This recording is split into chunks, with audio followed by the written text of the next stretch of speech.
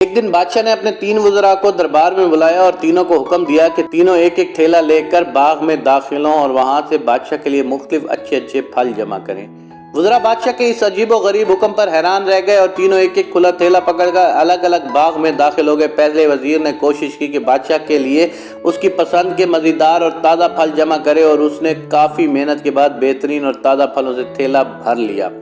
دوسرے وزیر نے خیال کیا کہ بادشاہ ایک ایک پھل کا خود تو جائزہ نہیں لے گا کہ کیسا ہے اور نہ ہی پھلوں میں فرق دیکھے گا، اس لیے اس نے بغیر فرق دیکھے جلدی ہر قسم کے تازہ اور کچے اور گلے سڑے پھلوں سے اپنا تھیلا بھر لیا۔ اور تیسرے وزیر نے سوچا کہ بادشاہ کی توجہ صرف تھیلے کے بھرنے پر ہوگی، اس کے اندر کیا ہے اسے بادشاہ نہیں دیکھے گا۔ یہی سوچ کر وزیر نے تھیلے میں گھاس پھوس اور پتے بھر لیے اور محنت سے بچ گیا اور وقت بچایا۔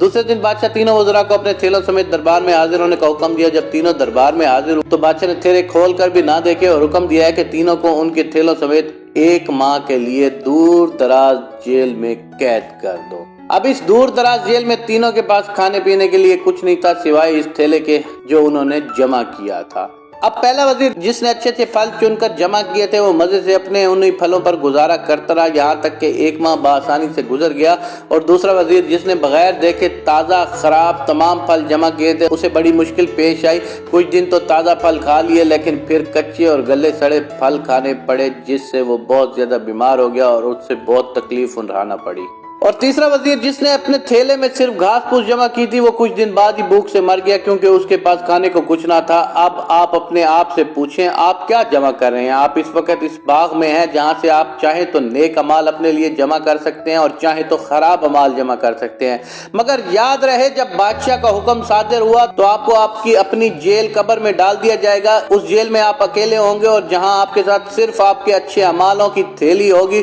تو جو آپ نے جمع کیا ہوگا وہی آپ کو وہاں کام دے گا۔ تو آج تھوڑی سی محنت کر کے اچھی چیزیں یعنی نیک اعمال جمع کر لے تاکہ آنے والی زندگی میں آپ کسی پریشانی سے بچ سکیں۔ جس طرح بادشاہ نے ان تینوں کو کہا تھا کہ اپنے اپنے تھیلے میں جمع کرو تو تینوں نے اپنے اپنے مطابق کچھ چیزیں جمع کی جن کا جواب ان کو خود کی زندگی میں دینا پڑا۔ تو آج ہمارے پاس ٹائم ہے، ہم زندہ ہیں، ہمیں نہیں پتا کہ موت کا فرشتہ کس لمحے ہمارے پاس آ جائے، دنیا کے کسی انسان کو نہیں معلوم، لیکن اللہ کی ذات کو بھرپور طریقے سے علم ہے کہ موت کے فرشتے نے کب آنا ہے۔ تو ہمیں چاہیے کہ ہمیں اللہ کے پاس جانے کی تیاری کو وقت سے پہلے کر لینا چاہیے، تو ہمارے اعمالوں میں بہت ساری نیکیاں ہونی چاہیے، وہی نیکیاں جا کے ہماری جنت کا سبب بنیں گی، نہیں تو ہمیں پوری زندگی دوزخ جیسی آگ میں سڑنا پڑ سکتا ہے۔